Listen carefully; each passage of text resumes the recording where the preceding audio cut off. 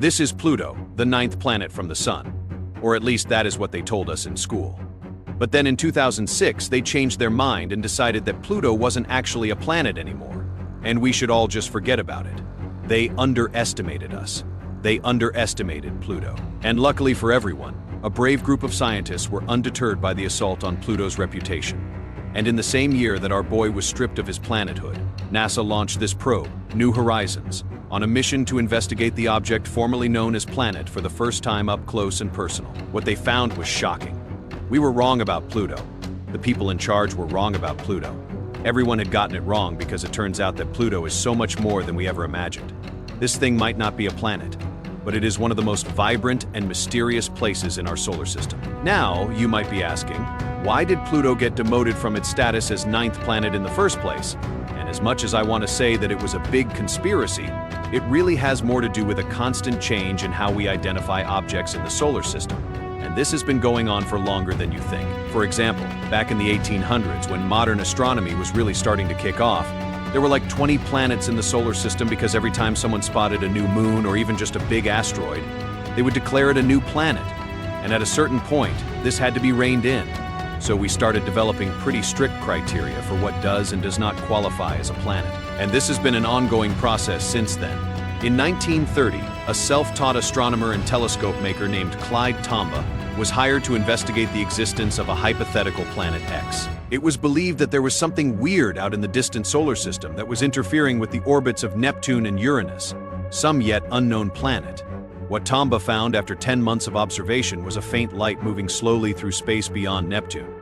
He had gone looking for a new planet, and by all accounts that is exactly what he found. Even though the rules had tightened since the 1800s, there were still only two general criteria for planethood in the 1930s. 1. The object has to be in orbit around the Sun. That is why moons don't count, because they orbit planets. And 2. The object had to be unique in its location. That is why asteroids don't count. There are a bunch of them all in the same general location that all pretty much look the same. From what we could see at the time, Pluto fit the bill. It appeared to be the only bright object in the distant solar system. Unfortunately for Pluto, that was not the case.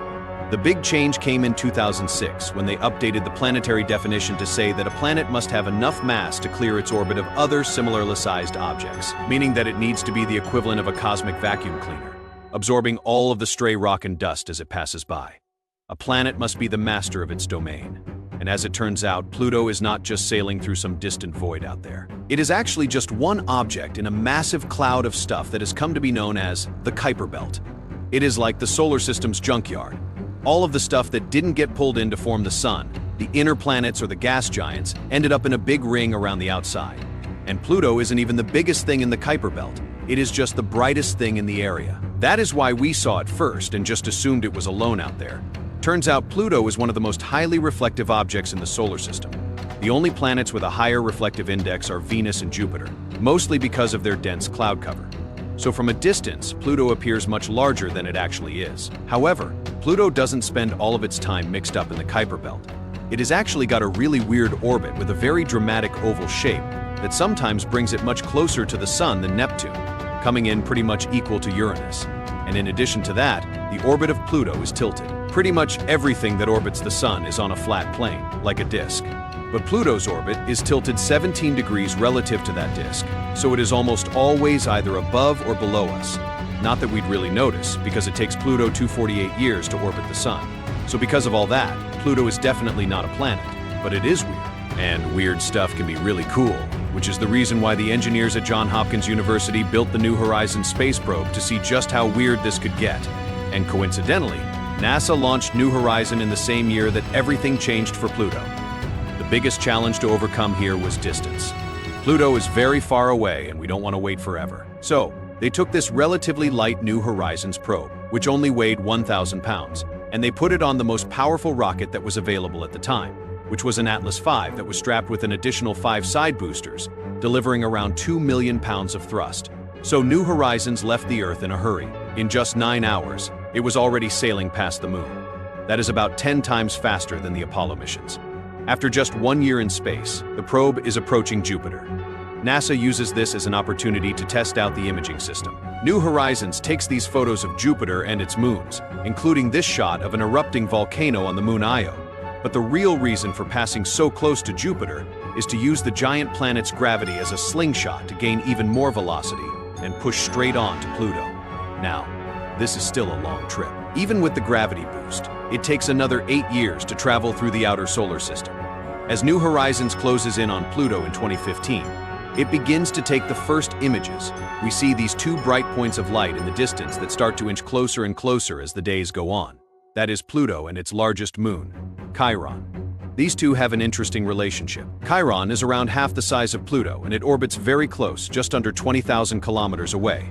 For context, our own moon is just under 400,000 kilometers out. This close relationship between two similarly sized objects creates a strange kind of tidal locking where only one side of Chiron ever faces Pluto, just like our moon, but also only one side of Pluto ever faces Con. So if you were standing on the far side of Pluto, you would never see the moon. And if you were standing on the near side, you would always see the moon in the exact same place. Also, because Chiron is so big, it doesn't actually orbit around Pluto. The center of mass between the two objects ends up somewhere in the middle. So, it appears more like they orbit around a point in empty space. That led some people to theorize that they circled around a mini black hole, but it is just gravity being weird. However, watching the cosmic ballet of Pluto and Con was only the beginning. As New Horizons finally closed in, it began taking the first real photographs of Pluto's surface. And this is what it saw. If you were expecting a big blue ball of ice, this is not it. Pluto is a diverse mix of deep red, pale blue, white, yellow, and burnt orange. The first distinct feature identified in Pluto is this giant pale heart shape. It is created by low-lying plains of ice. And what is really interesting here is that each side of the heart has its own unique character. The side closest to the New Horizons camera is smooth and flat. We call this area Sputnik Planetaria. For scale, this is about the size of Texas. And what makes this area so stunning is that it is unmarked by asteroid impact craters, which means that this is a region in constant change. The surface here is active, and any blemishes are quickly erased. Around the top edge of the heart, we see some really interesting patterns emerge. These lines are created by the movement of glaciers down from the highland mountains into the frozen plain. And this tells us that Pluto is not made of ice as we know it. Out here, far away from the sun, the temperature falls to -229 degrees. It is so cold that water ice would be too hard and brittle to form traveling glaciers. So, what we've deduced is that the surface of Pluto is largely made from nitrogen ice. Our own atmosphere is nitrogen-based. It is the majority of the air that you breathe. And you are probably familiar with liquid nitrogen, that bubbling fluid that freezes anything on contact. Now, imagine how cold it would have to be to freeze nitrogen solid. That is Pluto. Now, if we zoom into Sputnik Planatia, you can start to see these lines in the ice that form a variety of polygon shapes. Those lines are formed by convection currents, which is heat rising up through the surface of Pluto from its core. That heat causes the ice to melt. And only because we're out here in the vacuum of space, it is impossible for liquid to exist, even liquid nitrogen. So, what happens is a process called sublimation, which is when a solid transitions directly to a gas. That gas rises up and actually creates an atmosphere over Pluto. It is not a thick atmosphere. It floats above the surface and forms into layers of thin fog. But it does extend very high up into space because Pluto has pretty minimal gravity to hold it down. The surface pressure on Pluto is probably around 1 million times weaker than on Earth. Or at least that is the state it was in when New Horizons flew by, which was during the time when Pluto was deep inside the Kuiper Belt. But we know that it moves on that really weird elliptical path. Though there are times when Pluto is much closer to the Sun, and during those periods, sublimation will increase, and the atmosphere of Pluto could increase to as much as 1/4 that of Earth, which is 3 times the surface pressure of Mars, and might even be enough to allow liquid nitrogen to form on Pluto. Turning our attention to another eye-catching surface feature of Pluto, that deep blood red stain that runs out from the left side of the heart. This region is commonly known as Cthulhu Macula after the cosmic horror of H.P. Lovecraft. Although the technical name is actually Belan Regio. Either way, what makes it so red? The leading theory is that the color is being made by tholins, which are organic compounds created by radiation from the sun impacting methane and carbon dioxide that is lingering in Pluto's atmosphere. Once those molecules are thoroughly radiated, they clump together, turn red, and fall down to the surface like radioactive snow. And you can see traces of that red splattered across the surface. which helps to illustrate that flow of ice, gas, and potentially liquid that carries the tallins around Pluto. Now, a less visible but equally as fascinating aspect of Pluto is its giant ice volcano, Right Mons. The volcano is about 5 kilometers tall and 150 kilometers wide, and it erupts with a slushy mixture of water and methane. This isn't Pluto's only cryovolcano. It is just the biggest, and we don't know how often these erupt. But we do know that the volcanic process here is still relatively active. For as wide as Right Mons is, there is only one visible impact crater on the whole thing. So we know this is not some ancient structure. It gets refreshed often, or at least relatively often on the cosmic timeline. So it might erupt every few million years or so. But where does the slush come from?